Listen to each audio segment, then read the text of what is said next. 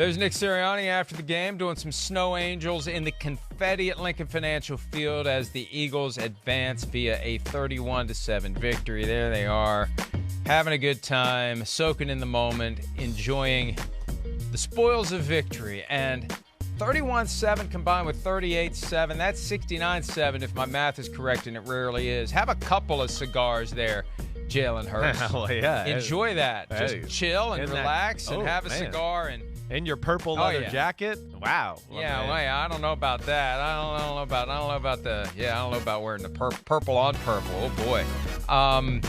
But the Eagles, Chris, look, and this one, I got a ton of respect for the 49ers. Yeah. They lost Brock Purdy early, and there was a point where it was tied 7-7. It's like, how is this game tied?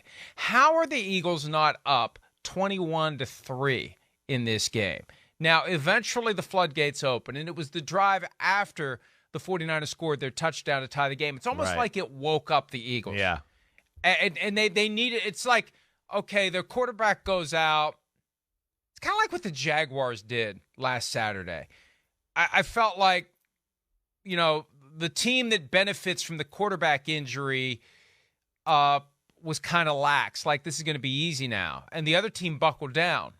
And the 49ers rallied, and the defense played better, and the offense stepped up. And then it finally knocked the Eagles to their senses that they still have a game to be played here. The 49ers aren't going to forfeit simply because they're down to Josh Johnson at quarterback. And it took a while, and it was exciting, and it was dramatic, and I thought the 49ers were going to hang around. Yeah. But the Eagles, when they finally woke up, that was it. That was that. 28-7 became 31-7, and the Eagles advanced to their second Super Bowl in 5 years. Yeah, it stinks. I mean, come on. None of us wanted to see that yesterday. None of us. There's two teams. We want to see them at full strength in the biggest game of the year to go to the Super Bowl. So that was anticlimactic. It really was. I mean, you see the Brock Purdy injury here. Again, this is what the Eagles are, the best pass rushing team in the history of football other than the 85 Bears. I don't think they're getting enough credit for how awesome their pass rush is. And this was a game-changing moment, obviously. And, again, one of those, Mike, that's one of our pet peeves we talk about all the time. You can't have the tight end. Tyler Kroft should not be guarding one of the best, or blocking one of the best pass rushers in football. Kind of a schematical error by the 49ers. Rare for them to do that. But, yeah, that was the beginning of the end right there. Because from that point on, it was just like, oh, man, okay, yeah, Josh Johnson, and, they hung around and they were tough. But, to kind of what you were saying, you're kind of like, how long can they do this? They can't really throw. It doesn't look like they can really run their offense. Josh Johnson looked uncomfortable getting out of the huddle a few times and unsure of, what exactly the play was or whatever. He's new there. I mean, it's a tough situation to be thrown into all of a sudden. So that's where that stung. I mean, again, I just wanted to see two teams that we know have tons of heavyweights and killers on it go at it. And that kind of just swung the pendulum in the Eagles' favor. And they kind of played conservative and slowly wore down the 49ers and their lack of being able to do anything on the offensive side of the ball. And more on the quarterback issues for the 49ers coming up. For now, I want to go back to that play. Yeah. We saw Tyler Kroft try to block Hassan Reddick. We saw Tyler Kroft on his knees 10 feet away from where Reddick ultimately hit Brock Purdy. Let's take another look at that, though. This is something that you complain about all the time, and rightfully so. And, hey, this is your guy Kyle Shanahan drawing up this play. This isn't some schmuck.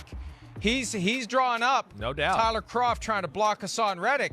I mean, come on, man. How many times do we have to see something like this happen where the tight end is not suited to block one of the, not just any old defensive end, one of the best pass rushers in football this year? Right.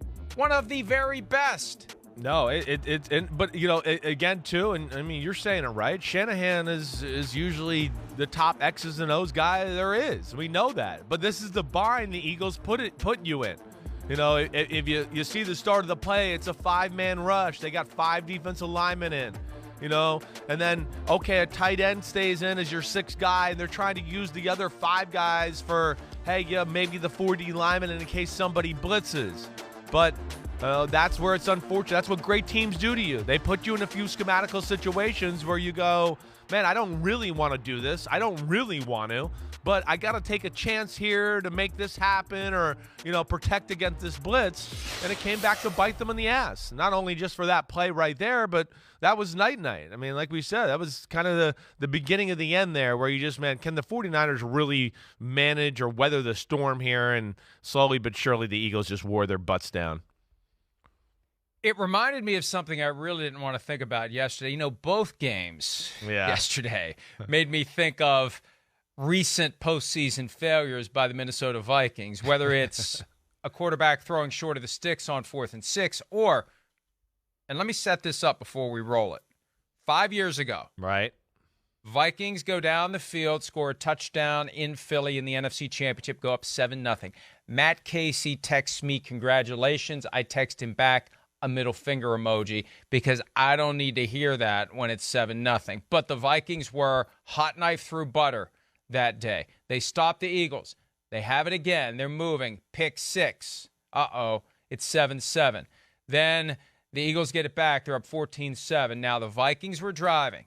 They were inside the 20 and, about to make it 14-14 or 14-10. Things feel like they're, balancing out. The game's settling in to what it's eventually going to be. Tight end blocking a pass rusher. It was Derek Barnett, then a rookie, first-round pick of the Philadelphia Eagles. I don't even think he's on the team anymore, frankly. Coming around the edge. We got the video. He is. Coming he around got the hurt, edge but yeah. to get Case Keenum, and out comes the ball. Here it is. That was a tight end going across in motion to try to get the defense. That's even more ridiculous. You put the tight end in motion to try to take out Derek Barnett. Good luck with that. Yeah. Out comes the ball. A few plays later, it was Alshon Jeffrey for a 51-yard touchdown pass, 21-7, game over. So don't have tight ends try to block pass rushers, especially when the tight end's going in motion across the formation. No, it's too tough of a task there. Again, I think that was a calculated gamble, risk, whatever, by Shanahan and company. When they lost, they did. But that's kind of like what we were talking about. Those great defenses do to you a little. They put you in some spots where you take some chances there, and that one hurt. It really did. I mean, that was, certainly one of the marquee moments of the early game, let alone the first drive, with the one-handed catch, right, with Devontae Smith. That certainly was another thing to where, was a huge part, got the Eagles up 7-0. They drove down, scored the ball, right? Like, hey, oh man, it was hard work. But they're up 7-0, and we never got to see that one-handed catch, all the way there either. Those were two big parts early on in the football game that kind of swayed the direction. The quarterback issue also needs to be addressed from the perspective of the defunct third quarterback rule. It used to be that you had 45 guys in uniform. Yeah. And you could have a 46th if it was a third quarterback. And it was this weird, quirky thing that if the third quarterback entered the game at any point before the fourth quarter, the other quarterbacks could never come back in the game, which never really made much sense to me. But they wanted it to be a true emergency option. You got nobody else. And then come the fourth quarter, if you want to get cute and use the third quarterback for some other purpose, you can. In 2011, they just said, just go ahead and dress a 46th man. The problem is the vast majority of teams only dress two quarterbacks. Yeah. They use that 46th spot on someone else. And now do we need to have the third quarterback as a 47th man? Maybe we do, because, Chris, it is another calculated risk teams take. And teams will say, if we're down to our third quarterback, we're screwed anyway. That's fine, but at least you have somebody who can play quarterback that doesn't, look like a complete and total travesty of putting Christian McCaffrey under center. They should have at some point, because what happened was Brock Purdy gets injured. He can't throw the ball more than 5 or 10 yards because he's got an ulnar collateral ligament/nerve thing. They don't know the extent of it, but he may need surgery. We'll find out. Then Josh Johnson comes in. He gets a concussion.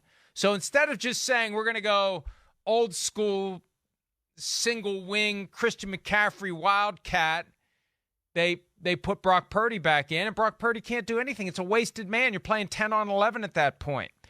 But if you just have a third quarterback on the roster in uniform, they did have Jimmy Garoppolo on the roster. He just wasn't in uniform.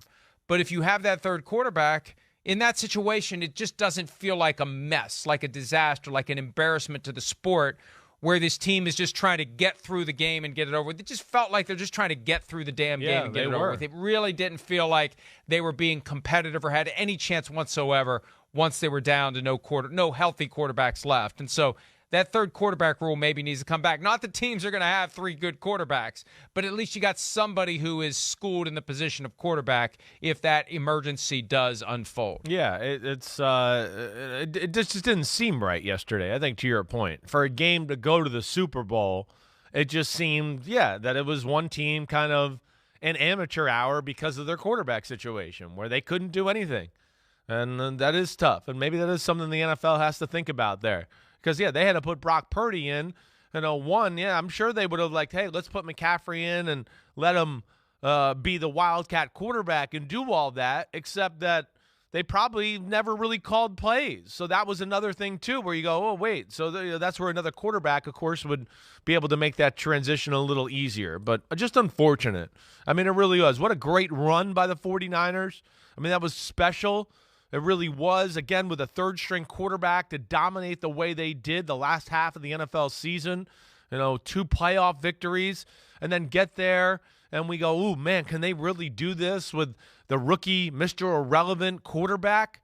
And to have that injury that early on where it felt like, hey, it felt like, listen, we know the Eagles are awesome, but the 49ers belong. I think we could look at that and you went, oh, yeah, the Eagles scored in the first drive, but damn, it wasn't easy.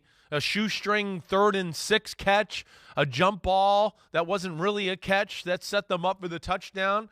You just would have liked to seen two of these two teams at their best go at it, and we were kind of cheated of that.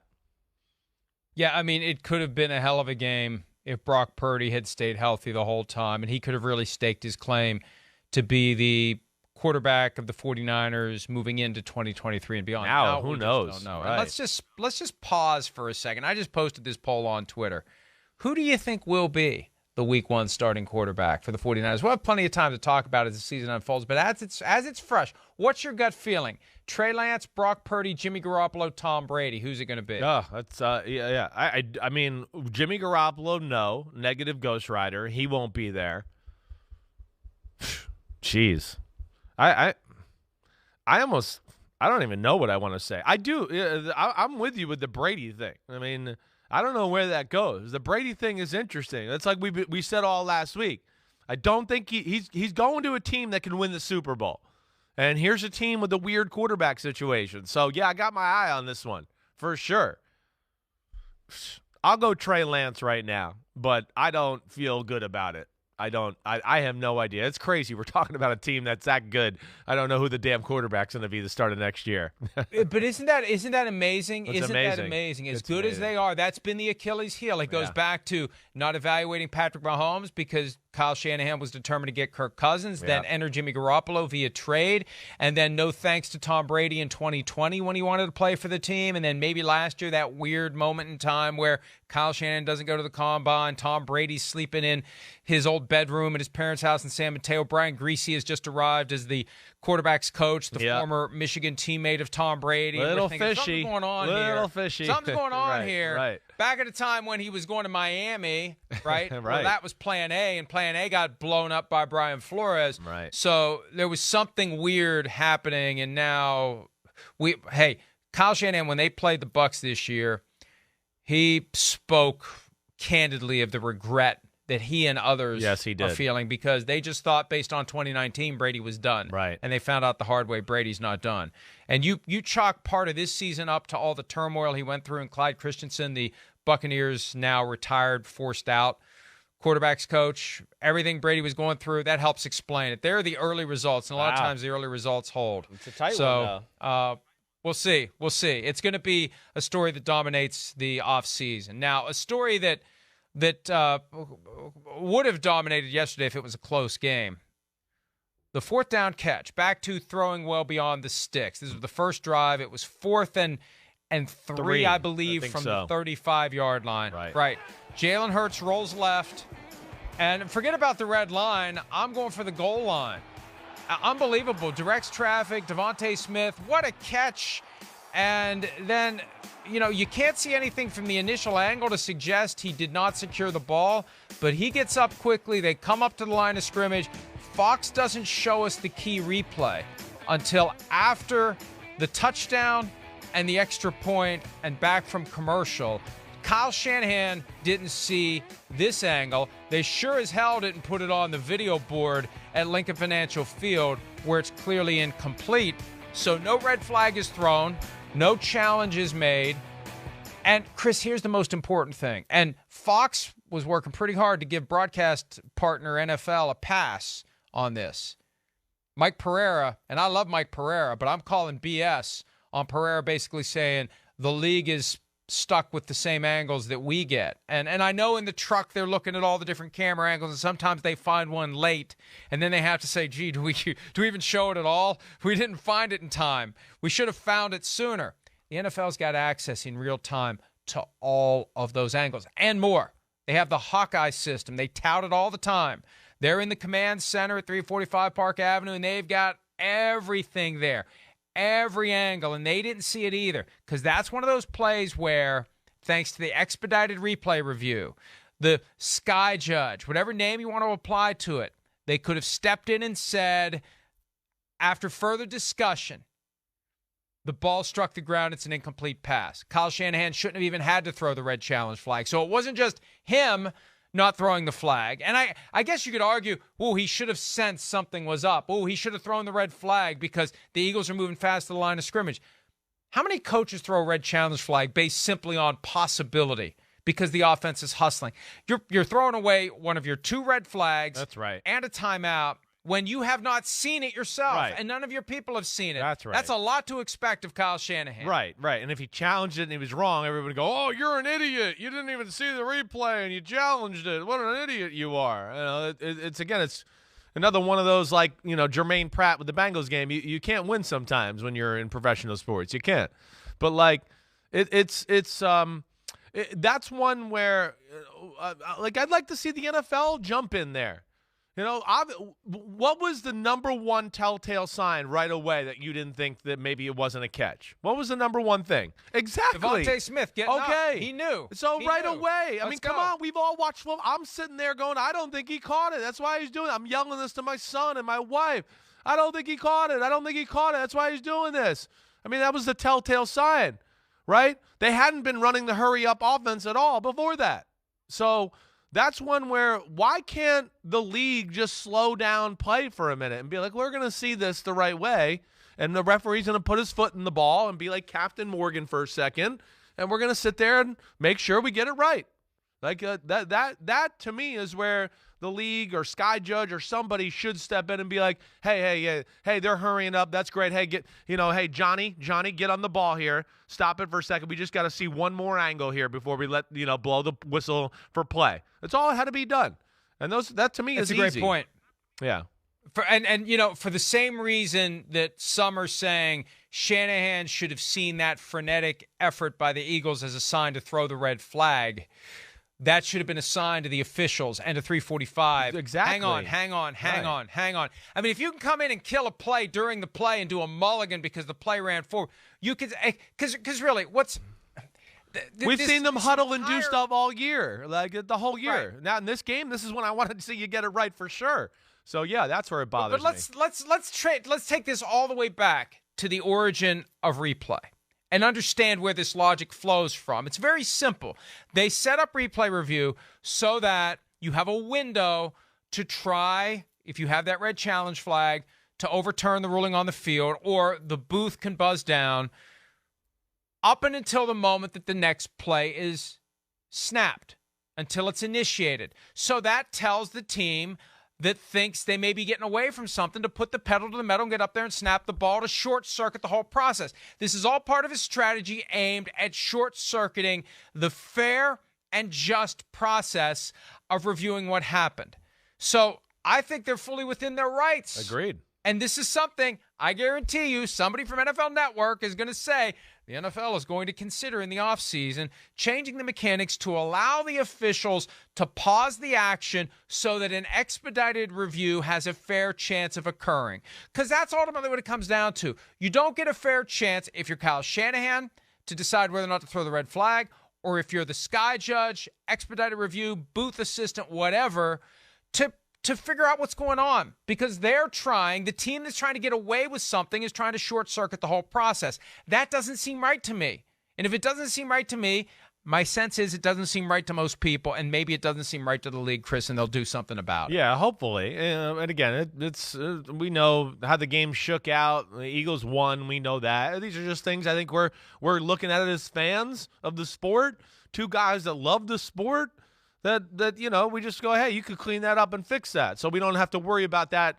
That play being the difference of a game where it's, oh, wait, the Eagles won 28-27, and now all we're talking about on a Monday morning is that play that maybe they didn't win the game with if they didn't have that. So, it didn't come back to haunt the NFL or anybody else there. But, yes, as much as we saw the referees group huddle, listening to their ear the whole year, that's one where, yeah, you wish they could do that and see that the fix was in a little bit, that obviously the Eagles were worried about something. Let's slow it down. Let's get a look. Let's get it right and move on from there. But, yeah, just big moment in the game. You got that play right there, 7-0. Wow. Brock Purdy right after it. And you just felt like the 49ers were hanging on for dear life kind of after that, slugging it out, being physical, playing tough, but just – with a leg chopped out from underneath them as far as how they could compete against maybe the most well-orchestrated team in all of football in Philadelphia. Before we put that Devontae Smith play completely to bed, let's give Kyle Shanahan an opportunity to explain why he didn't pull out the red flag and throw it on the field and get what would have been the ball 1st and 10 from his own 35. Here's Shanahan. Kyle, on that first drive, the replays pretty clearly show that Devontae Smith did not catch that ball. Why wasn't it challenged? Because the replay we saw didn't definitely show that. We saw one up on the scoreboard. I was going to throw one anyways, just to hope to take the chances, but they showed one up on the scoreboard that didn't have all the angles you guys saw, and that looked like a catch. And so we don't want to waste a timeout, which we definitely would have if we didn't see that. But then I heard they got a couple other angles, and you guys end up seeing later that it was not a catch. Yeah, that's the thing. I guess he could have called timeout and hoped that somehow the Fox truck would have produced that replay faster. Right. And Fox is skating with no scrutiny whatsoever on this. That's part of the obligation, is to have eyes on that board and spot the replay, find the angle. And this wasn't some obscure angle after sifting through 20 different cameras. That's an angle trailing the catch. I'd like to think that of all the people that are sitting in that truck trying to produce that game, and this would apply to any network, you got eyes on those screens, and somebody's going to say, hey, 27, there it is. Pull that one up. Oh, there it is. The ball's on the ground. I don't know how that doesn't come up sooner than it did. We didn't see it at all until after the commercial. We didn't see it on the ensuing plays. We didn't see it before the extra point. And I wonder whether somebody was tempted to just pretend they didn't see it at all. I wondered. But I was going to go back and DVR it. What, they showed one replay of a montage, I think, going away to commercial. And there was one right before they cut away where I got up. I was like, I don't think he caught that ball. And then they came back and they showed that exact angle, and you realize he didn't. But it's a tough situation. And I think the thing you brought up is probably the best way a coach can combat that. Coaches, yes, timeouts they're dear, and we know how important they are. But first half timeouts, okay, they're not the end of the world for a situation like that. Maybe you do burn it and go, okay, we're going to hey, my team, it's emotional. Let's take a deep breath anyways, and let's take another look at this play right here. Let's regather ourselves anyway so we're at full strength to stop them inside the 10. Maybe that's the only thing you do any differently. But it's a tough situation. And, yes, you'd like to think that this day and age, 2022, 97,000 cameras at every freaking game, that you could see a replay within 10 seconds after it happening to know like whether that should be challenged or not. So that's disappointing too. You can blame Shanahan to a degree, certainly, but you're right. The NFL, Fox, everybody's got to take a little blame in that. That was a very tough situation. And the easy fix, and this is a great idea from you, and I'm going to pull that thread and try to articulate it and maybe get some people to listen and act on it. There has to be a protocol in place for pressing pause, because this isn't as strategic. It's you know it when you see it. Exactly. This is not strategic. They're not in a hurry-up offense. We're not going into hurry-up offense. Right. We're not trying to catch the defense in a favorable selection of players. Exactly. We're trying to get the ball snapped so somebody doesn't have a chance to go back and take away that thing we got that we shouldn't have gotten. Because we know it, and we want to get this ball snapped before they figure it out. There's just something viscerally wrong with that, and we've accepted it for 20-plus years. It's just part of the game. It's part of the strategy. Oh, we got away with one. Go snap the ball, snap the ball, snap the ball. Yes, we got away with it. I mean, what kind of message does that send? If you're fast enough, you get away with shit? Come on. I think the time has come, and that's why these big standalone games where we all watch, because these things happen from time to time when they're playing 9 games at once. Very rarely does one thing pop out above everything else, and usually it happens in a primetime game where we're all watching. This is a moment to have, and there are multiple things that came out of yesterday where the league can say, we should look at this, we should look at that, we should look at that. So we're just trying to help make the game better. We're not trying to bring anybody down. We're trying to avoid these situations in the future, because you're right, Chris, they got lucky. They got lucky that the thing with the mulligan in the Chiefs-Bengals game didn't affect the outcome of the game, and they got lucky that didn't affect the outcome of the game. Because if it had, it's all we'd be talking about all week long. That's right. Fortunately we're not. But yeah, these are things that I think for the better of the sport, we'd like to see them fixed. Going forward, we can make it better. We don't see that in any other sports, right? I mean, we don't want to see that. I'm watching the Australian Open. We don't go, oh, it was out. Hurry up, serve the ball. It was out. Because we're gonna, you know what I mean? Yeah. Hey, give me the ball, kid. Give me the ball. It was a home run that was foul. Oh, hurry up, pitch it one more time, because I don't want them to figure out it was really a foul. Like, come on, that's where we're better than that. We've evolved as humans in the sport and everything. That's where we can get better. But hey, the more important thing is, and let's not forget about this: the Eagles are going to the freaking Super Bowl, right? They're a damn special team. It stinks the way that game unfolded. Jalen Hurts obviously not totally 100% yet, but I think once they realized the situation of Brock Purdy, they kind of played conservative, just said, let's just win the game. Let's not worry about how we look or how many highlights are on TV later on. So really, really a lot of credit to them. Jalen Hurts, Nick Sirianni, the job he's done there. Howie Roseman, I mean, just 5 years ago, to be in the Super Bowl with that team and to kind of rebuild the team to where we're going, this is one of the better built complete football teams we've seen in the league the last few years. I mean, there's not a real weakness you can look at anywhere. It's going to be cool. It really is. And then you add in the fact of Andy Reid and Mahomes, and it's the Chiefs and the Eagles and all of that. Wow, I know I'm excited. I think it's a great Super Bowl matchup, and we got two, Clash of the Titans type teams here in the AFC and the NFC.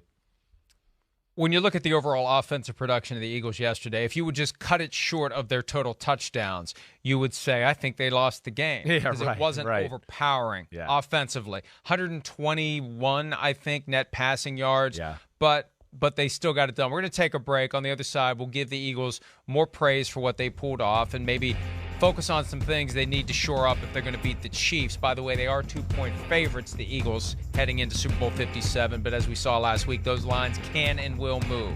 We'll take a quick one, and when we return, more talk. Eagles 49ers. We'll take a quick one, and we return more talk. I need to. I know. Sometimes we land the plane smoothly, and sometimes we crash it into the mountain. Sue me.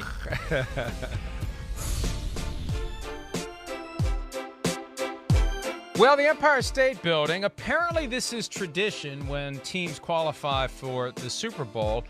I don't remember this happening 5 years ago when the Eagles made it. The New York Empire State Building.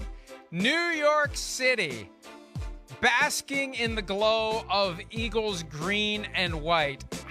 I don't think that was a thing because I think it was a great tweet by you, though. You made me laugh out loud when I saw this. I knew you'd like it. That was great. I knew you'd like it. As a Giants fan, I knew you'd love it. They've been waiting to use. We were dying to use these green lights. We can't ever use them here. They quickly changed it to red and white after the Chiefs won in the AFC Championship. Let's forget about the green and the white. But, yeah, Giants were not happy about it. Giants were not happy about it at all. Oh, well. Well, it's cool. Hey, listen. Nice I never knew about the championship game thing. I was just talking to producer Pete here during commercial break. Like Super Bowl, they've always done that, or at least I can remember them doing it here for a good amount of time. The championship game one, that's new to me. I don't recall them changing the colors for those teams. It's cool. It is New York, right? I feel like New York in a lot of ways is de facto capital of the world, and of course the most what do I always say? Notorious or most notable city in our country. There we go. That's where I wanted to go to. Notary Public. I guess I don't know what I was trying to say. So they're trying to show love to all of America here, not just the New York teams. Well, we got to show some love to the Eagles, though, and Jalen Hurts specifically. Let's have a listen to Jalen Hurts about how he has transformed from a rookie season that was rocky to a second season that showed promise to a third season that has him in line to get paid a hell of a lot of money by the Eagles. Let's have a listen to Jalen Hurts. Well, my first year here, I mean, they probably didn't even want to draft me here. It's probably one of those things, but it always handled itself. You said a little bit ago they probably never wanted to draft me here. Did you mean the front office, the fans? Explain that. I know, there was a big surprise to many. But my favorite verse, I went through a lot of stuff in college, and it kind of stuck with me, John 13:7. You may not know now, but later you'll understand. Hopefully people understand. Jalen, how proud are you for handling the way you handled the championship game against Georgia? How proud of you for the way you handled that situation? We got new moments and new times. I think my character, I've been raised to be who I am, and I think as the times change, the character doesn't. So I always try and never get too high, never get too low, and I always give my best.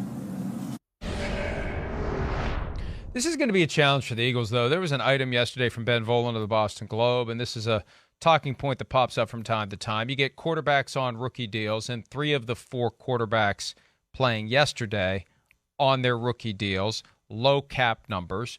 Once you get a Joe Burrow on a second contract, a Jalen Hurts on a second contract, how do you construct it in a way that you have enough left over to put a team around the great quarterback? How do you do it? How do you fairly pay your quarterback what he has earned and what he deserves?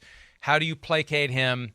How do you have enough dollars left for everyone else? That's the moment from several years ago that caused Dak Prescott to give you the side eye before he finally got his 4-year, $160 million contract. Well, from the Cowboys. now he's got the whole team looking at him dynamic. the side eye, though. Now that he's got the whole team looking at him with the side eye, I will say that.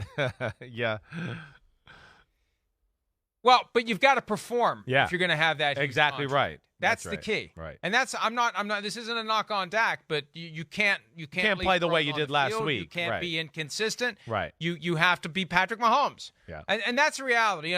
Joe, when I saw that article, my first thought was, well, you know what?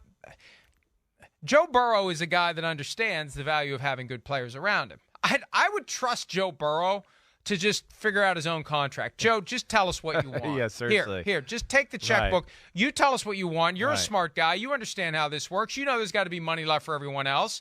And that's why I keep pushing this idea of giving the quarterback a percentage of the cap. I hear you. I've yet to hear a sound argument in response to the idea that you take a certain percentage every year.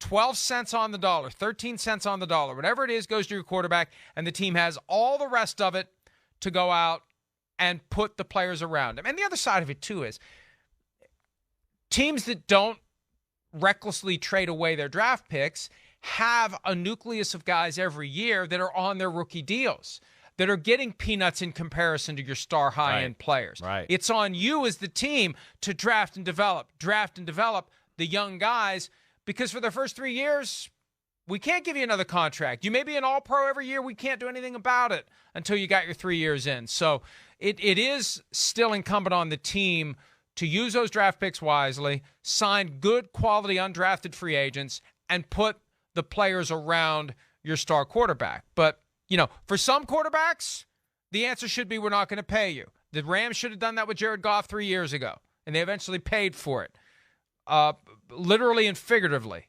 by what they did with Jared Goff.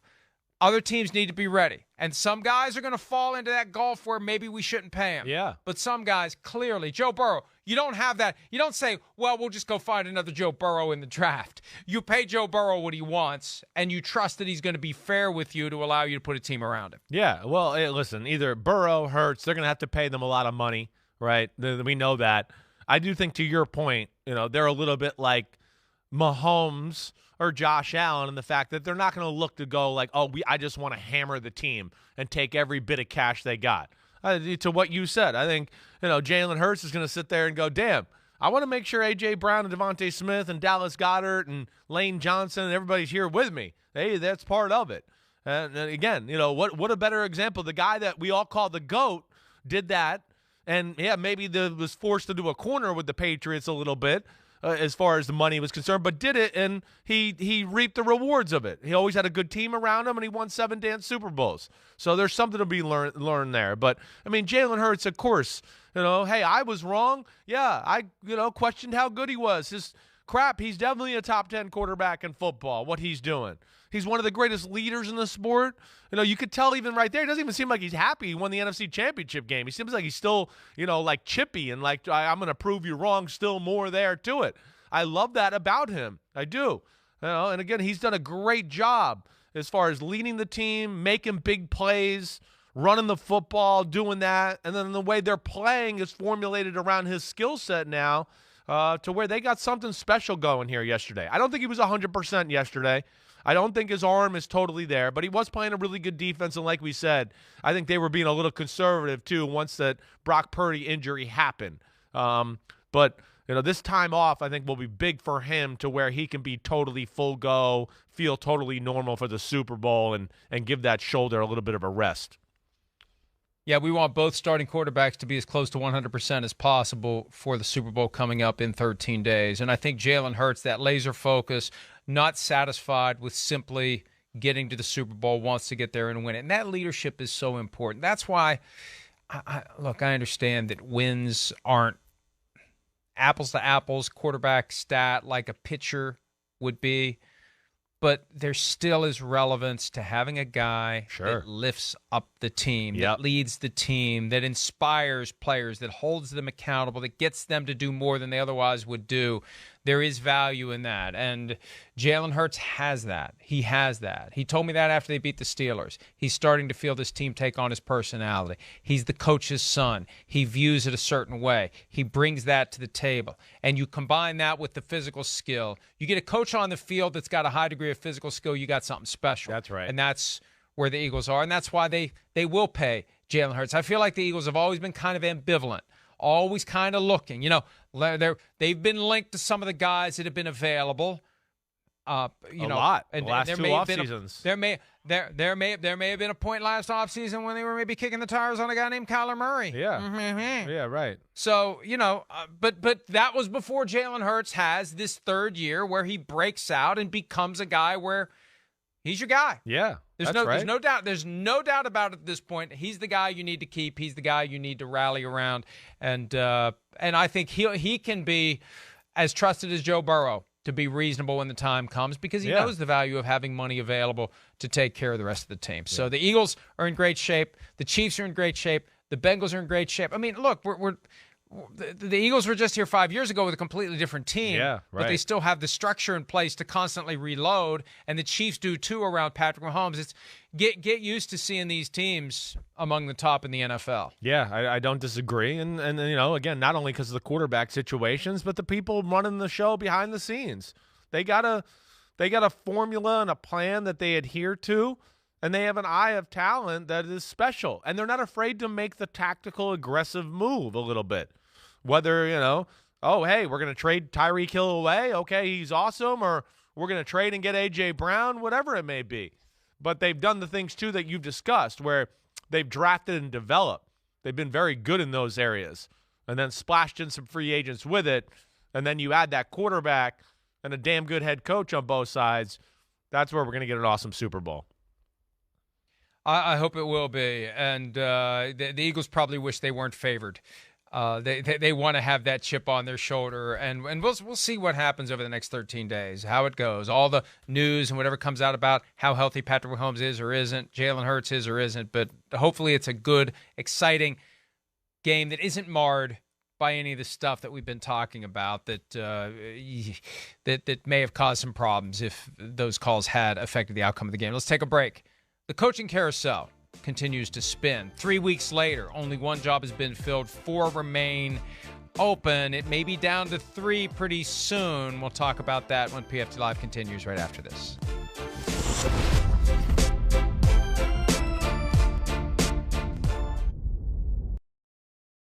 Hi, I'm Mike Tirico, and thanks for watching. Make sure to hit subscribe for the latest news and highlights from NBC Sports.